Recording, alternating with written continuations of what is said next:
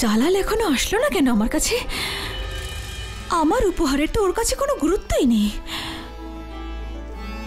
বা আদব, বা মুলায়জা, হুশিয়ার, নূরে তখ্ত, শহনশাহ হিন্দ, বাদশাহ জালালউদ্দিন মোহাম্মদ প্রবেশ করছেন।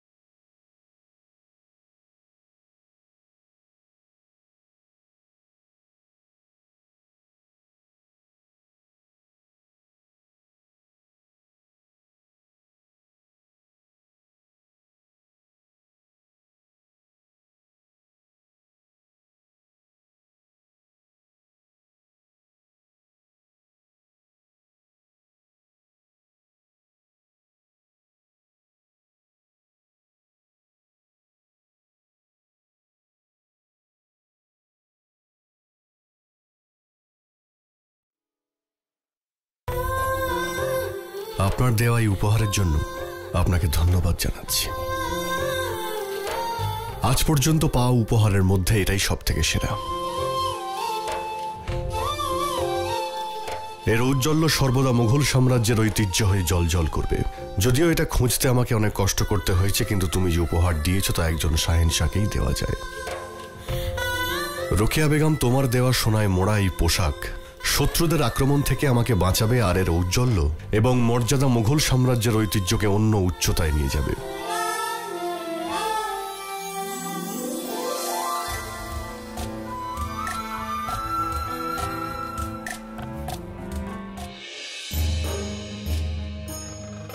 আমার সবার সামনে এটা স্বীকার করতে কোনো আপত্তি নেই যে আমি রোকেয়া বেগমের ভাবনা আর বুদ্ধিকে সম্মান করি। ওনার সমতুল্য আর কেউ নেই। আজ উনি আমাকে এক অসাধারণ উপহার দিয়েছেন। অপরাধ নেবেন না শাহেনশাহ, বেশ কিছু প্রজা আপনাকে দেখার জন্য অপেক্ষা করছে।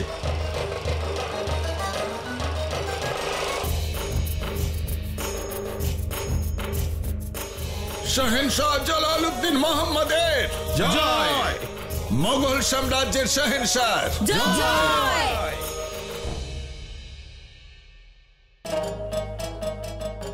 এত প্রজারা, আল্লাহ আপনাকে দীর্ঘজীবী করুন শাহেনশাহ। আপনি আমাদের জন্য কুয়ো খুঁড়িয়ে আমাদের জন্য শুধু পানি দেননি, নতুন জীবনও দিয়েছেন।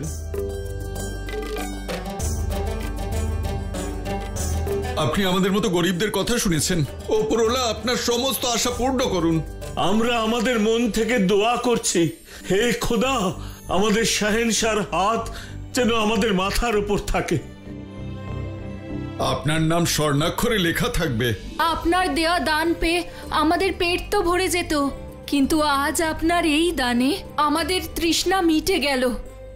আল্লাহ তাআলা যেন আপনাকে পৃথিবীর সর্বসুখ দেন। শাহেনশাহ জালালউদ্দিন মোহাম্মদের জয়, মোগল সাম্রাজ্যের শাহেনশাহ জয়। শাহেনশাহ জয় হোক, জয় হোক, শাহেনশাহ জয় হোক, জয় হোক। আজ সারাদিন তুমি কি এমন করেছো? এমন কিছু নয় আমি জান, শুধু এদের জন্য কুয়ো খোঁড়ার ব্যবস্থা করেছি। পবিত্র কাজ সাধারণ নয়। যে কাজটা তুমি সাধারণ মনে করছো, সেই কাজটাই তোমায় সব থেকে বড়, সব থেকে মূল্যবান উপহার দিয়েছে।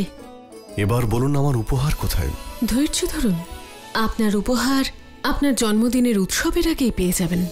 তোমার আব্বু বাদশাহ হুমায়ুন সবসময় বলতেন, একজন শাহেনশাহর কাছে তার প্রজাদের দোয়ার চেয়ে বড় কোনো উপহার হয় না। এটাই তোমার জন্মদিনের শ্রেষ্ঠ উপহার। দোয়া সেই ঢাল যাতে হয়তো সোনার মতো চমক নেই, কিন্তু তাও ঢাল হয়ে সে তোমায় সমস্ত বিপদ থেকে রক্ষা করবে। দোয়া নজরে আসে না ঠিকই, কিন্তু কুনজর থেকে বাঁচাবে। জালাল, আমার খুব ভালো লাগছে যে তোমার দুজন বেগম তোমাকে এতটাই ভালোবাসে যে একজন তোমায় সোনার কাজ করা পোশাক দিয়েছেন, আর দ্বিতীয়জন দোয়ার। একজন সম্মান বাড়িয়েছে আর অন্যজন দীর্ঘায়ু করেছে। আজ তুমি শুধু এদেরই খুশি করনি জালাল, আল্লাহকেও খুশি করেছো। আজ তুমি তোমার আব্বু আম্মির মাথা গর্বে উঁচু করে দিয়েছো। তোমার আরো উন্নতি হোক জালাল। শাহেনশাহ জালালউদ্দিন মোহাম্মদের জয়। মোগল সাম্রাজ্যের শাহেনশাহ জয়। শাহেনশাহ জালালউদ্দিন মোহাম্মদের জয়। শাহেনশাহ জালালউদ্দিন মোহাম্মদের জয়।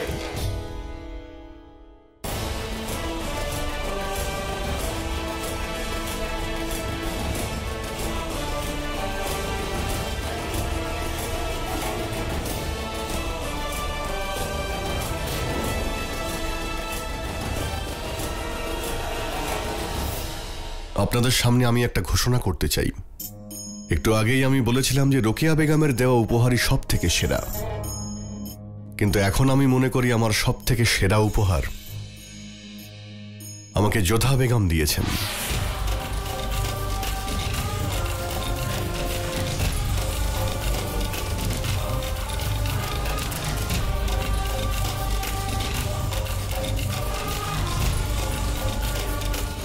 উনি আমায় এমন একটা ঢাল দিয়েছেন যা যে কোনো অস্ত্রের থেকে বেশি মজবুত আর খুবই মূল্যবান, দোয়ার ঢাল।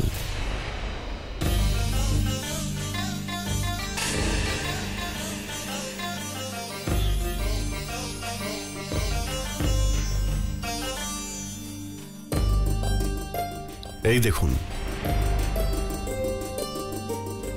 আপনারা চমকে গেলেন তো? কিন্তু আপনারা বিশ্বাস করুন, এই উপহারটা আমার কাছে ছিল না। সাধারণ মানুষের পোশাকের মূল্য যে কি, যা আমি আজ পরার পরেই বুঝতে পেরেছি, যা একজন শাহেনশাহর খুব জরুরি ছিল।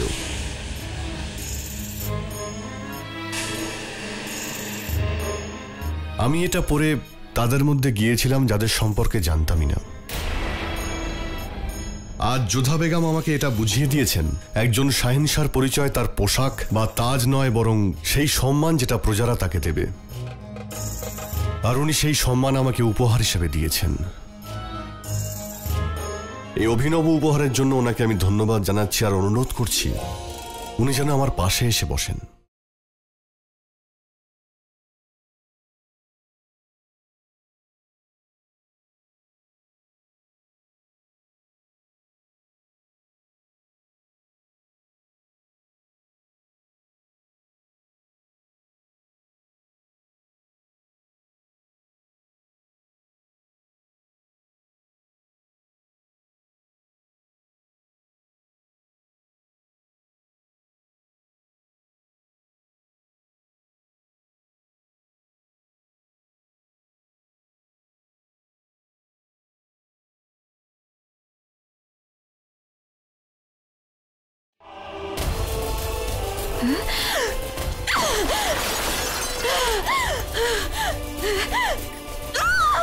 হুজুর, নিজেকে সামলান, দয়া করে নিজেকে একটু শান্ত করুন।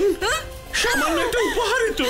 বিষয়টা উপহারের নয় হুঁশিয়ার, বিষয়টা হলো চালাকির, যেটা যোধা বেগম করেছে। আমি জানি ওদের মধ্যে কোনো সম্পর্ক নেই। তাহলে এত পরিশ্রম করার কি প্রয়োজন ছিল? আপনি শুধু শুধুই এত রেগে যাচ্ছেন হুজুর। যোধা বেগমের এত বুদ্ধি কোথায় যে আপনার সঙ্গে টক্কর নেবে? আর আপনার উপহারের সামনে যোধা বেগমের কোনো বুদ্ধি কাজে লাগবে না। আমার মনে হয় এমন উপহার শাহেনশাহকে দেওয়াটাই বোকামো হয়েছে। মোটেই বোকা নয়, ও ভীষণ চালাক, খুব চালাক। খুব ভেবে চিন্তে তীরটা ছুঁড়েছে ও, যেটা নিশানায় লেগেও গেছে। আমি জানি যে ও আমার প্রতিদ্বন্দ্বী হতে পারবে না, কিন্তু আমি ওকে আমার সঙ্গে প্রতিযোগিতা করার জায়গাতেই রাখবো না।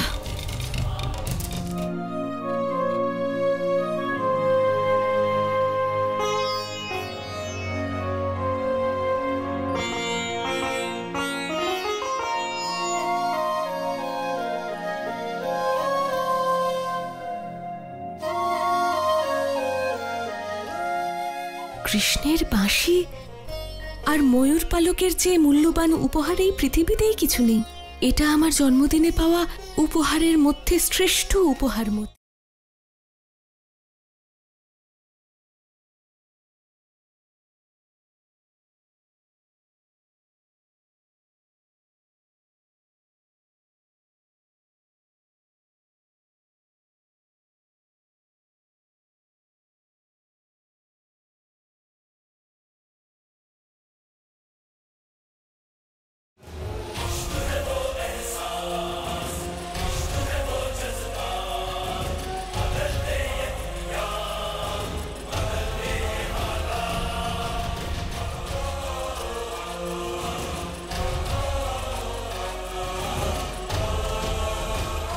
আমাকে এটা বলুন যে আমার উপহার কোথায়। ধৈর্য ধরুন, আপনার উপহার আপনার জন্মদিনের উৎসবের আগেই পেয়ে যাবেন। শাহেনশাহ জালালউদ্দিন মোহাম্মদের জয়। সেই রাতে যে উপহার তুমি আমাকে দিয়েছিলে তা আমার জীবনকেই পুরোপুরি বদলে দিয়েছিল। আমার অনুভূতিগুলোকে জাগিয়ে তুলেছিলে তুমি। রোকেয়া বেগমের দেওয়া উপহার আমাকে চমকে দিয়েছিল, কিন্তু তোমার দেওয়া উপহার আমার চোখ খুলে দিয়েছিল। প্রথমবার কেউ আমাকে শাহেনশাহর দায়িত্বের গুরুত্ব বুঝিয়েছিল। একজন শাহেনশাহর মর্যাদা শুধুমাত্র তার তাজের উপর নির্ভর করে না, নির্ভর করে তার প্রজাদের ভালোবাসার উপর। তুমি যেন আমার উপর জাদু করেছিলে। একটা মুহূর্ত সারা জীবন, সারা সংসারকে পাল্টে দিতে পারে। আপনার ভাবনা চিন্তা পাল্টানো আমার নয়, ওই মুহূর্তের সিদ্ধান্ত ছিল। যাই হোক না কেন, আমি আমার আমিকে আটকাতেই পারছিলাম না। তোমার সঙ্গে দেখা করার জন্য আমি আর কিছুতেই ধৈর্য ধরতে পারছিলাম না। তখনই চলে যাই তোমার কাছে, এটা জানা সত্ত্বেও যে তুমি হয়তো ওই সময় আমার যাওয়াটাকে ভালোভাবে নেবে না। শাহেনশাহ, আপনি এখন? আপনার সঙ্গে দেখা করার জন্য আমি আর সকাল অবধি অপেক্ষা করতে পারলাম না।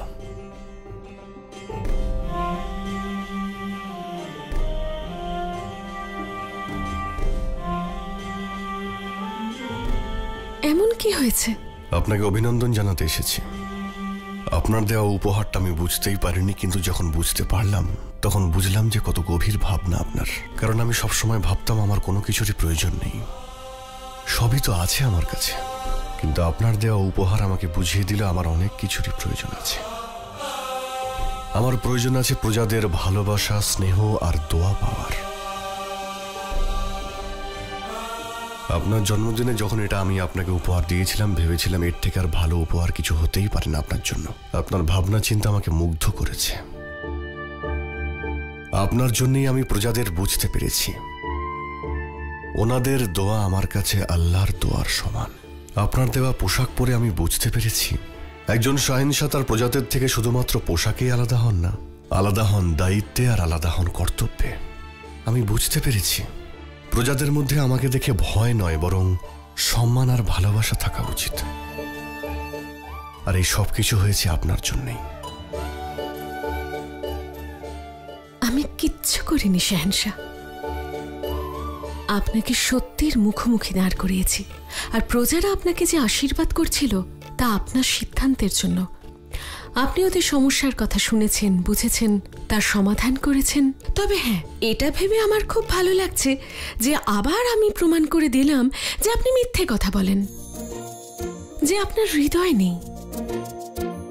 যদি তাই হতো তাহলে আপনি প্রজাদের দুঃখের সমাধানের কথা ভাবতেন না।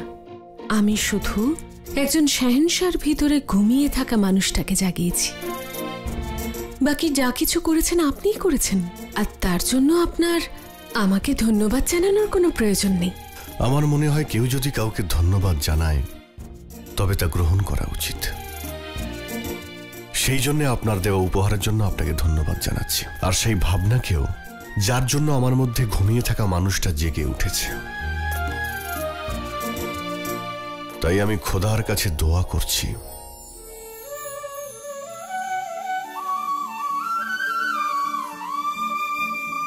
কি প্রার্থনা করলেন আপনি? এটাই, যে ভবিষ্যতে এই ধরনের উপহার যেন আমি আপনার কাছ থেকে আরো পাই। শুভরাত্রি যোধা বেগম।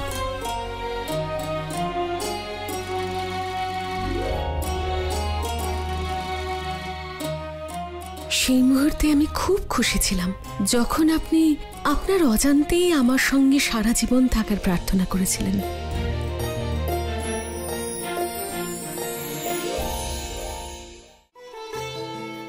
যোধা, এই নাও, এটা খেয়ে নাও। ঠান্ডা পড়েছে তো, এটা খেলে শরীর গরম থাকবে। মতি, কখনো কখনো আমার মায়ের মতন করো। উনিও সারাক্ষণ আমার কথা ভাবতেন।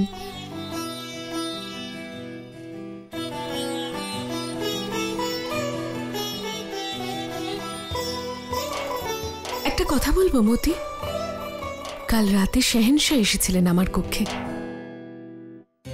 তোমাদের মধ্যে আবার ঝগড়া হয়নি তো? না, ঝগড়া নয়। আমার দেওয়া উপহার পেয়ে উনি খুব খুশি হয়েছিলেন। যেন কাল ওনার মুখে একটু রাগ দেখিনি আমি। ওনাকে খুশি দেখে আমার খুব ভালো লাগছিল। আচ্ছা, কোনটা ভালো লেগেছে, শ্যানশার আসাটা নাকি রাত্রে আসাটা? মতি, তুমি না।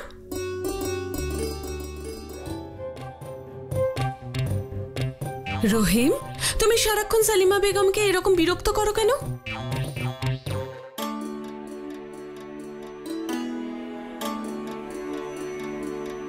সালাম বেগম সাহেবা, আপনি কি রহিমকে কোথাও দেখেছেন? আগে এটা বলো, তুমি কে? আমার নাম তাসলিম। আমি চিনি ওকে, ওর মাও এখানকার দাসী। তুমি রহিমকে কেন খুঁজছো? ও আমার সঙ্গে খেলছিল। সালিমা বেগম সাহেবা ওকে ডেকেছিলেন, কিন্তু ও কোথাও পালিয়ে গেছে, আর আমি ওকে খুঁজেই পাচ্ছি না।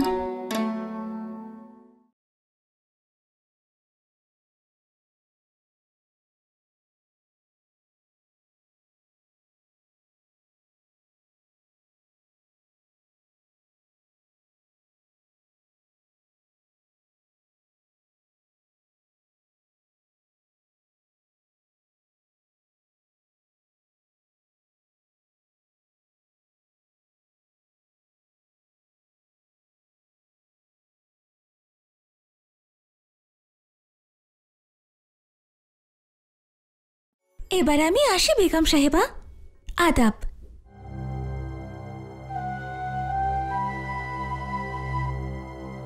এটা খেয়ে দেখো, খুব সুস্বাদু। নাও খাও। না না, আমি কি করে নিতে পারি বেগম সাহেবা? নাও না তাসলিম, তোমার বেগম সাহেবা তোমায় দিচ্ছেন। নাও, এটা বাইরে নিয়ে যাও আর খেয়ে নাও। কিন্তু আমি। নাও না। ধন্যবাদ বেগম সাহেবা।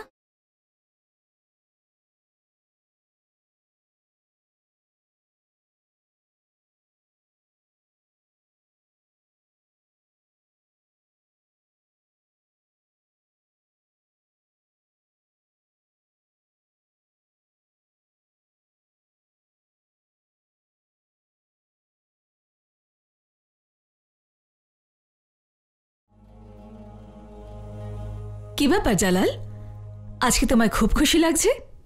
হ্যাঁ রোকেয়া বেগম, কালকের দিনটা আমার কাছে একটা বিশেষ দিন ছিল।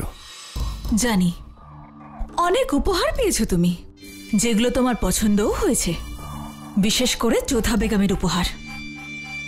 এমনটা নয় রোকেয়া বেগম, তোমার দেওয়া উপহারটাও খুব ভালো ছিল। যেটা তুলনা করা যায় সেটা অতুলনীয় কি করে হতে পারে? মুগ্ধ তো যোধা বেগমই করেছে তোমাকে। একটা কথা বলো তো জালাল, একই খাপে কি দুটো তরোয়াল থাকতে পারে? একদমই না। তাহলে আমি আর যোধা বেগম এক জায়গায় কি করে থাকতে পারি? যে জায়গা আমার উপহারের, সেটা যোধা বেগমের হতেই পারে না। তুমি ঠিক কথাই বলেছ। জীবনের কিছু বিষয়ের মধ্যে এটাই পার্থক্য। রোকেয়া, কিছু বিষয়ের সঙ্গে ইচ্ছে না থাকলেও চলতে হয়। যেমন নদীর দুই কিনারা মুদ্রার এপিটোপিট, এই বিষয়টাও ঠিক সেই রকমই। তুমি আমাকে উপহার হিসেবে সোনার পোশাক দিয়েছ, আর যোধা বেগম সেই উপহার দিয়েছেন যাতে শাহেনশার সম্মান বজায় থাকে। আজকাল তোমাকে কথায় হারানো খুবই কঠিন হয়ে পড়েছে জালাল। কারণ রাগ ভাঙানো তো তোমার থেকে শেখা উচিত। আর তোমার রাগ ভাঙাতে আমারও খুব ভালো লাগে। সন্ধ্যেবেলায় আমি বুঝতে পেরেছিলাম কিছু চলছে তোমার মাথায়। কাল সন্ধ্যেবেলায় আমার মনে হয়েছিল কিছু একটা তো হয়েছে তোমার, তুমি নিশ্চয়ই রেগে গেছো। তাই সকাল হতেই তোমার রাগ ভাঙাতে চলে এলাম। আমার মনে আরেকটাও কথা আছে জালাল। আমি আর যোধা বেগম দুজনেই প্রায় একই রকম রাস্তা বেছে নিয়েছিলাম। আমি যেমন তোমাকে উপহার খুঁজতে পাঠিয়েছিলাম, সেরকম যোধা বেগমও তোমার উপহার তোমাকে দিয়েই খুঁজিয়েছে। আরো একটা ব্যাপার আমি কালকে লক্ষ্য করলাম, যেমন তুমি আমার সবচেয়ে ভালো বন্ধু, ঠিক তেমনই আমি যোধা বেগমের মধ্যেও একজন বন্ধুকে খুঁজে পেলাম। দেখো, তুমি আমার খুব ভালো বন্ধু, আর বন্ধুর কাছে কিছু লুকোতে নেই। সেই জন্য আমার মনে হলো তোমায় সত্যিটা বলা উচিত। আর একটা কথা সত্যি করে বলো জালাল, এখন কি তোমার নতুন বন্ধু এই পুরনো বন্ধুর জায়গা নিয়ে নেবে? সেটা সম্ভব নয়। কিছু জিনিস পরিবর্তন করতে নেই। যেমন সুরা আর বন্ধুত্ব যত পুরনো হয় ততই শক্ত হয়। তোমার জায়গা কেউ নিতে পারবে না। তবে এটাও ঠিক, যোধা বেগমের সঙ্গেও আমার বন্ধুত্ব শুরু হয়েছে।